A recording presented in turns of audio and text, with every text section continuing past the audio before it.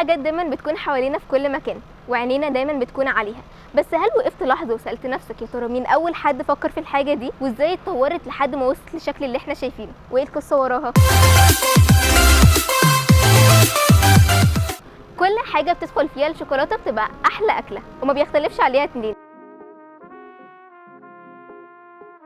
بس يا ترى مين اللي اكتشف لنا الاكتشاف العظيم ده وكان فين؟ وهل البشر في كل العصور كانوا بيحبوا الشوكولاته زينا ولا لا؟ حكايتنا بتبدا في مكان ما في امريكا الجنوبيه في احدى قبائل المايا، ووقتها اكتشفوا نبات جديد عليهم ومحدش كان يعرفه، وساعتها انبهروا بيه جدا وادوا له اهميه كبيره جدا من كتر اعجابهم بيه، لان اصوله بترجع لغابات الامازون من 2000 ل 3000 سنه تقريبا قبل الميلاد. النبات ده هو نبات الكاكاو واللي اخذ اهميه كبيره جدا في قبائل المايا لدرجه انهم كانوا بيستخدموه كمشروب مقدس في الشعائر الدينيه الخاصه بيهم. والغريب في الموضوع ان المشروب ده كان مشروب حار لانه معمول من خليط الكاكاو المطحون مع توابل مختلفه، وكانوا بيسموه بمشروب الاله لانهم كانوا فاكرين ان هو هديه من الاله ليهم على الارض.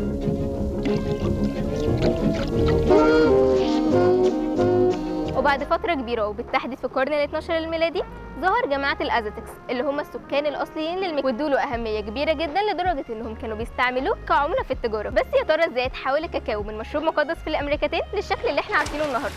وفي بداية القرن ال 16 الميلادي لاحظ المستكشفين والتجار الاوروبيين اهمية الكاكاو الكبيرة جدا لدرجة انهم كانوا عايزينه ينتشر في كل بلاد العالم لحد ما وصل لاسبانيا، وساعتها اسبانيا قررت انها تحتفظ بيه كسر للخلطة لمدة 100 سنة، ولكن في النهاية السر انتشر. وفي سنة 1643 قدمت الاميرة الاسبانية ماريا تريزا لخطيبها الملك لويس ال 14 قدمت له هدية من الشوكولاتة بمناسبة فرح، ومن كتر اعجاب الملك بيها قرر وقتها انه يعين شخص ويوزعها بكميات كبيرة في كل انحاء فرنسا لحد ما وصلت الشوكولاتة في اول مرة لبلجيكا سنة 1679، وده كان بفضل عمدة زيورخ واللي قرر ساعتها انه هياخد الاختراع ده ويشاركه مع الدول المجاورة، واللي ما كانش يعرف انه هيكون سبب تغيير كبير في تاريخ تصنيع الشوكولاتة. ومن ساعتها بدأت الشوكولاتة تنتشر واحدة واحدة في كل بلاد العالم، بس وقتها كان طرق تقديم الشوكولاتة محدود جدا لحد ما جه واحد اسمه جوزيف ستوريس فراي واللي عمل اول مصنع شوكولاتة بالشكل الصلب اللي احنا عارفينه دلوقتي.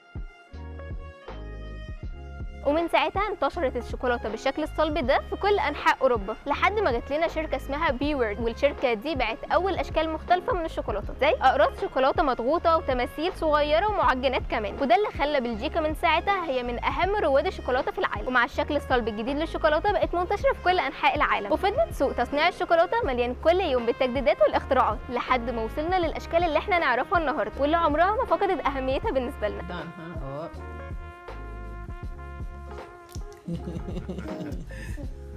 ودي كانت بداية قصة حبنا للشوكولاتة واللي أكيد عمرها ما تنتهي أبدا. وعشان تعرفوا معلومات أكتر وأجدد ما تنسوش تعملوا لنا لايك وشير وسبسكرايب.